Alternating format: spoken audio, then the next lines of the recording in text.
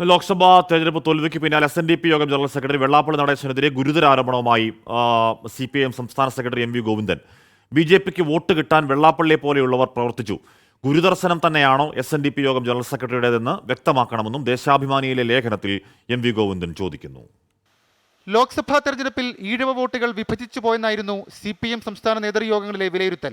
പിന്നാലെ തുഷാർ വെള്ളാപ്പള്ളിയുടെ സ്ഥാനാർത്ഥിത്വത്തിനെതിരെ അടക്കം CPIM വിമർശനമുന്നയിച്ചു. ഒരു പടി കൂടി കടന്ന് വെള്ളാപ്പള്ളി നടേശനെതിരെ തന്നെ നിലപാട് കടുപ്പിക്കുകയാണ് CPIM. ദേശാഭിമാനിയിലെ MV ഗോവിന്ദന്റെ ലേഖനത്തിൽ അതിരൂക്ഷ വിമർശനങ്ങളാണുള്ളത്. BJPക്ക് വോട്ട് ലഭിക്കാൻ വെള്ളാപ്പള്ളി നടേശനെ പോലെയുള്ളവർ പ്രവർത്തിച്ചു. രാജ്യസഭാംഗങ്ങളെ നിശ്ചയിച്ചതിൽ ഇടതുപക്ഷം ന്യൂനപക്ഷത്തിന് കീഴ്പ്പെട്ടു തുടങ്ങിയ പ്രസ്താവനകൾ ഈ ദിശയിലുള്ളതാണ്.